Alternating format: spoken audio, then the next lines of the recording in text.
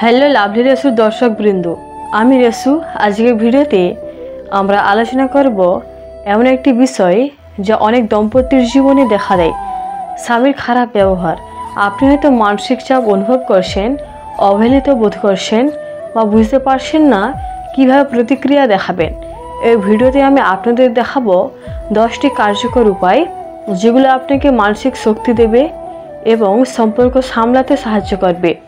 ভিডিওটি শেষ পর্যন্ত দেখুন, কারণ প্রতিটি পয়েন্টে আমি বাস্তব উদাহরণ, মনস্তাত্ত্বিক দিক এবং ছোট অনুশীলন দেব যা আপনাকে সত্যিই সাহায্য করবে।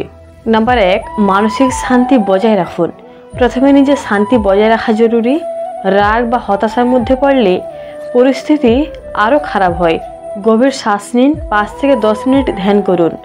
যদি স্বামী কথা কেটে বা রাগ দেখায় তো সরাসরি প্রতিক্রিয়া না দিয়ে নিজেকে একটি রুমে বা বাইরে নিয়ে যান।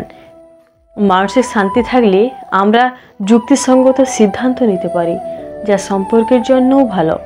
নাম্বার 2, সংবেদনশীলভাবে যোগাযোগ করুন।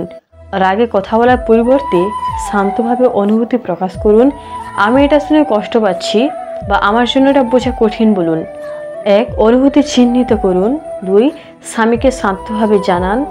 3, সমাধানের পথে একসাথে আলোচনা করুন। চোখে চোখ রেখে কথা বলুন, কিন্তু টোন শান্ত রাখুন। নাম্বার 3, সীমা নির্ধারণ করুন। নিজের জন্য স্পষ্ট সীমা তৈরি করা খুব জরুরি।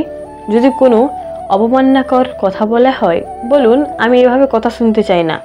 দৈনন্দিন জীবনের কিছু আচরণ লিখে রাখুন যা আপনি মেনে নেবেন না। মানুষ যখন আপনার সীমা জানে এবং সম্মান শেখে। নাম্বার 4, সহায়ক কারোর সঙ্গে কথা বলুন। বন্ধু, পরিবার বা থেরাপিস্টের সঙ্গে আলোচনা করুন।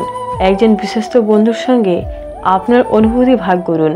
চাপ ভাগ করলে মানসিক চাপ কমে এবং সমাধানের দিক খুঁজে পাওয়া সহজ হয়।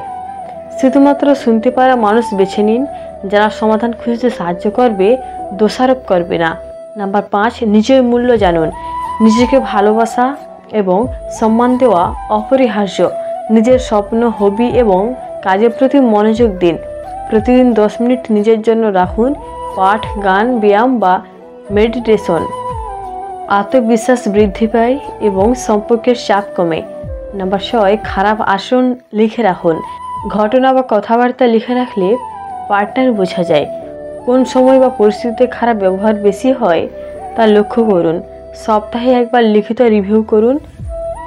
সমস্যার মূল কারণ বুঝতে সহজ হয় এবং সমাধানও কার্যকর হয়। নাম্বার 7, ধৈর্য ধরুন। পরিবর্তন একদিনে আসে না, ধীরে ধীরে পরিস্থিতি সামলাতে শিখুন। রাগ বা কষ্টজনক আচরণের পরে কিছুদিন সময় দিন এবং পরে আবার আলোচনা করুন। ধৈর্য এবং পর্যবেক্ষণ সম্পর্কের জন্য শক্তি যোগায়। নাম্বার 8, পেশাদার সহায়তা নিন। কাউন্সিলর বা থেরাপিস্টের সঙ্গে দেখা করুন। পারিবারিক বা দম্পতির কাউন্সেলিং, বাহিরের পেশাদার দৃষ্টিভঙ্গি অনেক সময় সমস্যার সমাধান সহজ করে। লজ্জা পাবেন না, মানসিক স্বাস্থ্যও গুরুত্বপূর্ণ। নাম্বার 9, নিজের হবি বা কাজের প্রতি মনোযোগ দিন। নিজের পছন্দের কাজে মন দিন। আঁকা, গান, রান্না বা নতুন স্কিল শেখা স্ট্রেস কমে, আত্মবিশ্বাস বৃদ্ধি পায়, মানসিক ব্যস্ততার নেতিবাচক চিন্তা কমায়। নাম্বার 10, সম্পর্ক পূর্ণ মূল্যায়ন করুন। যদি খারাপ ব্যবহার নিয়মিত হয় এবং বদল না আসে, সম্পর্কে ভবিষ্যৎ নিয়ে ভাবুন। আলাদা হওয়া বা দূরে থাকা কি সময়ের জন্য মানসিক স্বস্তি দিতে পারে। সিদ্ধান্ত নেওয়ার আগে কাউন্সেলিং বা আত্মপর্যালোচনা করুন। এই ছিল আমাদের 10টি কার্যকর উপায়। আশা করি ভিডিওটি আপনাদের জন্য সহায়ক হবে।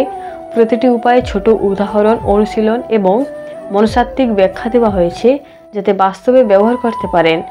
ভিডিওটি ভালো লাগলে লাইক দিন, শেয়ার করুন এবং আমাদের চ্যানেলটিতে সাবস্ক্রাইব করতে ভুলবেন না। পরবর্তী ভিডিওতে আমরা আরও সম্পর্ক ও মানসিক স্বাস্থ্য সম্পর্কিত বিষয় নিয়ে আলোচনা করব। ধন্যবাদ।